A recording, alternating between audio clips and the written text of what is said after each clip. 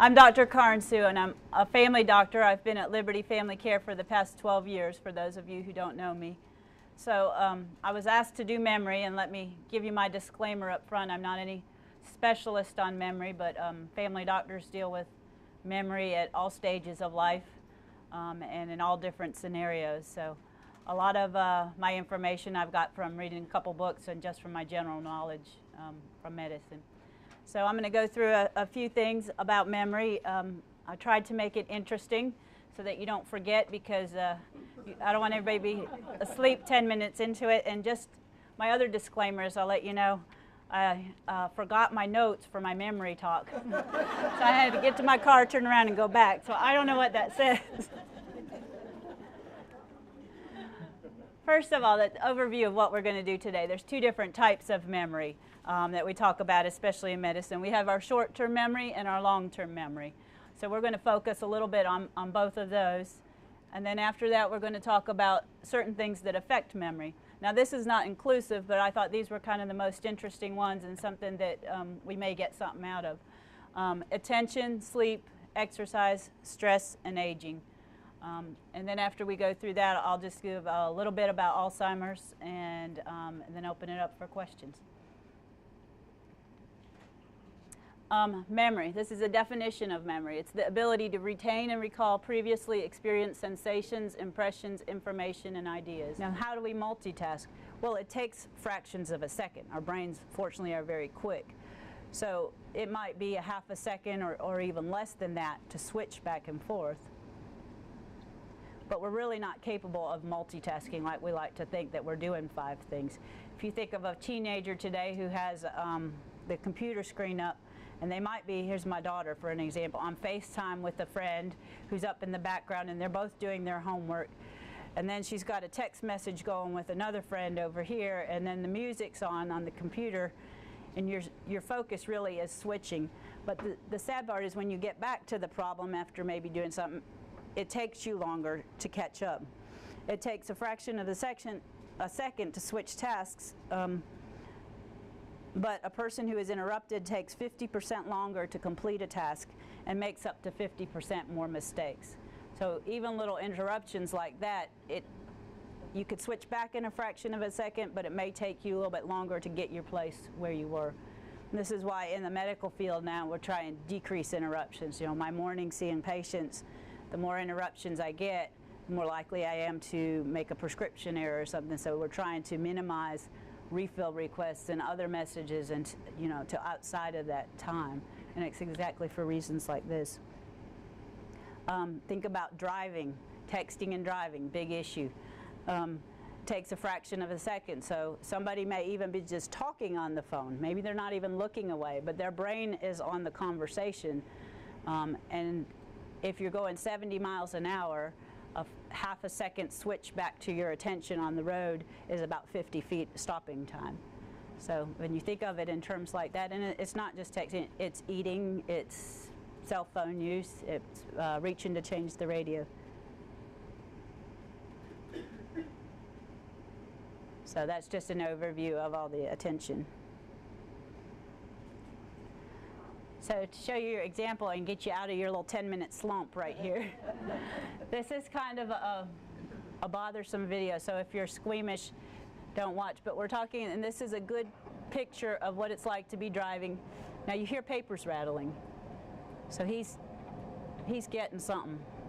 He's looking at papers, but it only takes a fraction. Now he stayed on the curve, but you can see that. You can turn it off now. Actually, watch the guy get up. He's okay.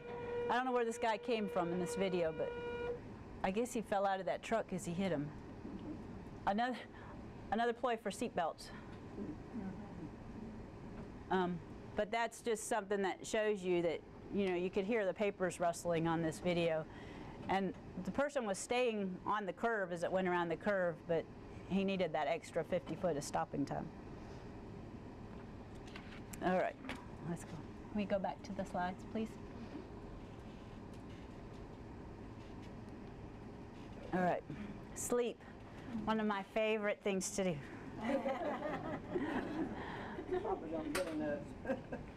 Yeah, and actually we just talked about multitasking. Well, people multitask so they can get more done in more hours in a day. Well, here's the bad news. You got to have your sleep. You can't get rid of sleep. You can't go without sleep. Loss of sleep results in loss of cognitive skill and therefore decreased performance. Well, this has been known. I'm sure you've heard this before. You've heard of studies. There's studies with students who keep them up all night and retest them and see what they've learned. There's studies with soldiers. On studies in soldiers, if they go without one night's sleep, they're 30% less in their skills. And I don't know what skills they measure on soldiers, but you know, 30% less is a big jump if you're defending your life and your friends' lives. And that's one night's sleep deprivation. In residency training for doctors, when I went to school and when most of the doctors around here went to school, we did 36-hour shifts. Was nothing to stay awake for that long. That rule changed about 10 years ago now or so because of the effects of sleep. The other thing is while you're sleeping, it's thought that that's when your short-term memory goes to long-term memory. This is a picture of the neuron. Can you put the lights down just a little bit? Thank you. You may have seen pictures of cells before or different cells, and you usually think of a little blob in a cell, but brain cells are interesting. This is a neuron.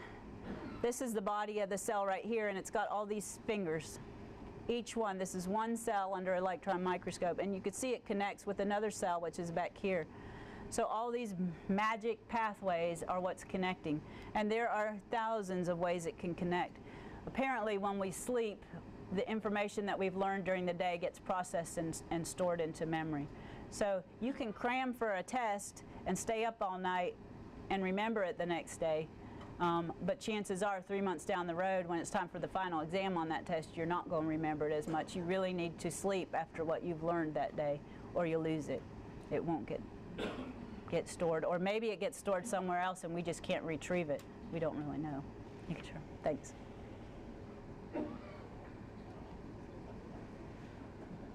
Stress. Everybody's favorite subject. Nobody has stress. Anybody in this room feel like they have no stress at all? If they do, they're not going to admit it.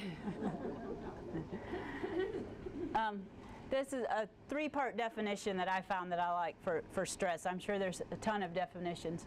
For a person to feel stress, they have to have an aroused physiological response to the stressor. This is not my example. I borrowed it from the book Brain Rules, which I'll let you look at the end if anyone's interested. But if you have a 2-year-old who sits down at his high chair and he's given a carrot and he doesn't like carrots, he has a physiological response to that carrot, which is the stressor. He's going to scream, he's going to throw his hands in the air, he's going to make faces, he might pee his pants. They get upset and you know it. The stressor also have to be perceived as aversive. He didn't like that carrot. He might smash it or throw it on the floor. You know it's the carrot that's the trigger for that. So the stressor has to be something aversive or not positive. The person feels no control over the stressor. Well, in the example of the 2-year-old, he knows that his parents put it there and he's supposed to eat them and they want it, and he's supposed to eat it, and he knows he's supposed to do what his parents said, so he feels like he has no control. Well, fortunately, human brains are pretty smart. Pretty soon he learns that he just throws it on the floor. He's not going to have to eat it. So he gets some control over it. But these are the three things you have to have for stress. Chronic stress deregulates the learning system. So that was an acute stress. If you gave that child a carrot every day and put him through stress, probably not a good example. But say chronic stress, living in poverty, living in home, place where you don't have the same parents every day, where you're being passed from house to house, living under psychological stress in a abusive situation. It deregulates learning system, and they do have studies now that show this. Chronic stress can impair a child's capacity for working memory, which is crucial for learning and development. That's studies based out of Cornell University. Just showing that the kids are not able to learn as well. They're not able to learn the spelling words and learn the vocabularies. it's related to chronic stress. Is it the hormones due to chronic stress? Is it lack of sleep because they're not getting a good rest? We don't really know. There is a hormone that's released in chronic stress called cortisol, and we know that high levels of cortisol are prohibitive to learning. So let's go to the next one. I'll get there. I'm getting ahead. So the greater percentage of time in childhood spent in poverty or chronic psychological stress correlated with actually less brain development for working memory. So it's one thing to have it as an adult and not be able to put down the memories, but as a childhood, their brain is still developing and forming. So chronic psychological stress or chronic stressors in childhood actually can keep you from learning the rest of your life, even when that stress is removed, because the correct parts of the brains don't develop. If you think about it, you go back in history and you think about why we respond to stress this way. Why do we have hormones that do bad things to us under stress? Well, it's the fight or flight response. If I don't know if you've heard this term, but there's a stress hormone called adrenaline. So if I walk out of here and go to my car and somebody jumps me and tries to attack me and take my purse, my adrenaline is going to kick in right away. My heart rate is going to go up. My muscles, more blood flow is going to go to my muscles. I'm going to get more focused and attention on how to fight or flee. So I'm either going to have blood to my muscles to run out of there, or I'm going to be able to fight this attacker. That was a positive thing, because way back before we had houses and hospitals and all this stuff, we were out in the woods and we had to fight or flee from our attackers, which were animals. So that was a good thing, but if you have the same stress every day, eventually you have cortisol. And high levels of cortisol are the chronic stressor. Short-term cortisol is good. It helps you deal with that stress, resolve it, learn from it. But we weren't meant to have that every day. So people who are in chronic stress every day, that's where you develop learning problems. And if anyone's heard the term learned helplessness, you probably have heard this before. I deal with this a lot in my job. You think, gosh, you know, this person is helpless. They can't do on their own anymore. They've always been like that. Well, there actually is some truth behind it. It's not just kind of a label. You have that cortisol level high so long, your learning is just, you don't know how to get out of a situation. Maybe one example is anxiety. Somebody who is in a very stressful social situation and they have all these stressors on their plate and they can't deal with it. They can't figure out, and other people from outside of their family or outside of someone say, well, why don't they get out of that situation? They truly don't know how. They can't see outside that box. They can't see outside that picture because of the cortisol. So nobody knows this for sure. As far as exactly how that affects, but there are theories now that has a lot to do with learned helplessness.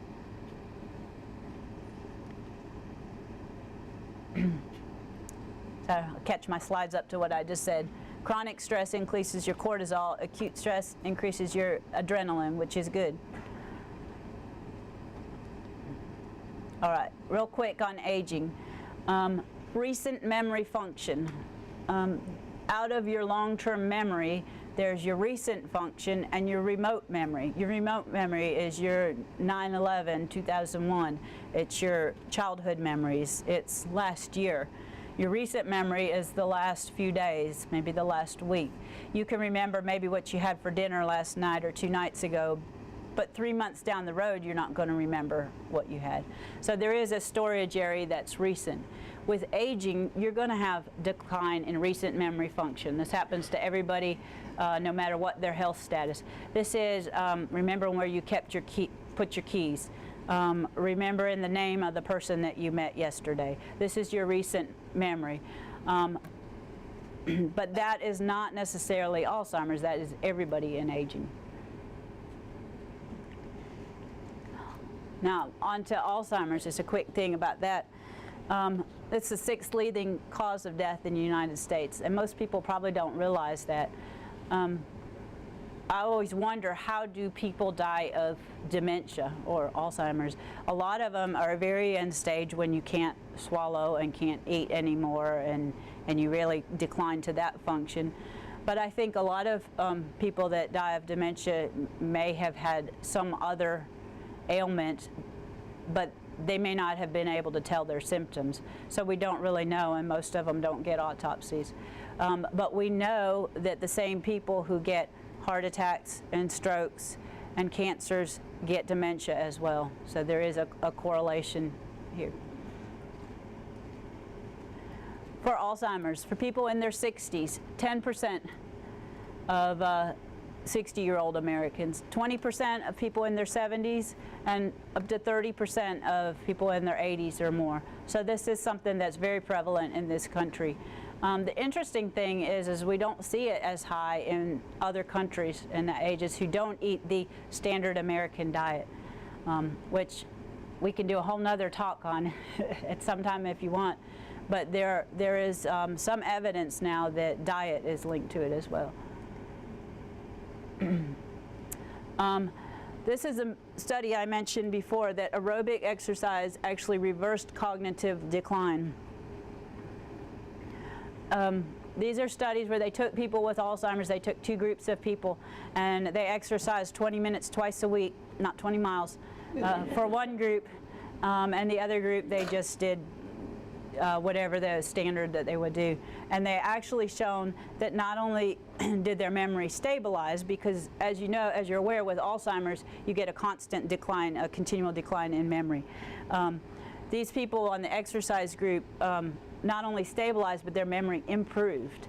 And that's interesting because medications haven't been proven to do this. You know, I have pharmaceutical sales reps come in quite frequently and say, but put people on this and it'll slow down. They still decline, but they decline at a slower rate. Exercise actually improves it.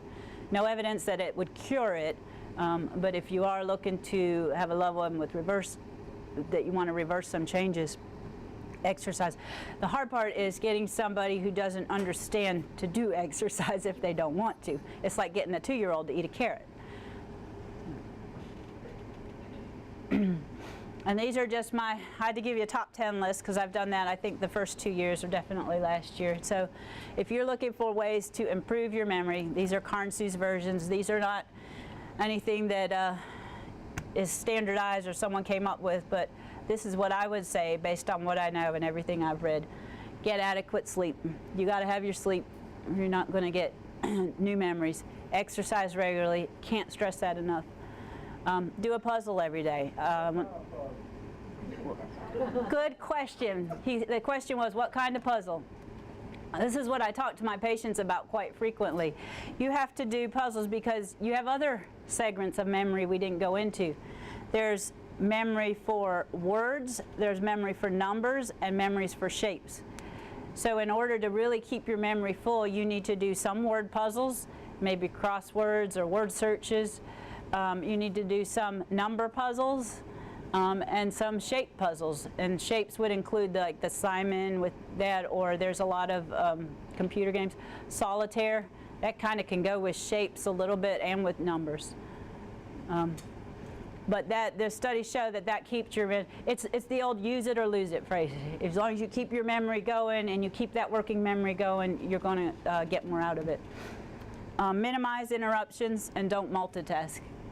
If you're doing something important that you need to get done, do that and nothing else. I'm still learning about that one. I haven't perfected it by any means. This one, rest after reading or learning. Some recent studies that I've read about in the last week show that if you read a book and you sleep afterwards, or you even just rest, say you take 10 minutes and reflect on what you've read, that long term you're going to remember that a lot more than if you read a book and then you go right on to do your next thing. So rest after reading or learning. Do something to relieve stress. Again, you could do 5 lectures just talking about stress relief and what to do with that.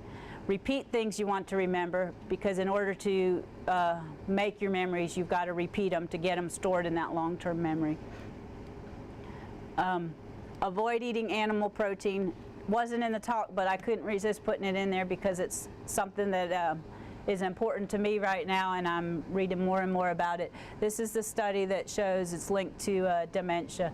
And this is basically the standard American diet. And stimulate your senses, the sights, the smells. If you want to remember something, say you're trying to learn a dance or a dance move, doing it with certain music actually helps reinforce that. So it's okay to have candles burning while you're doing something, or a certain smell that's pleasing, because it's shown that that helps stimulate your sensory or your memories as well.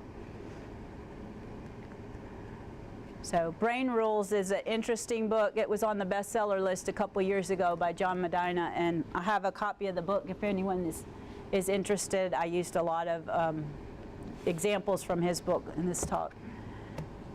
And then that was another resource I have.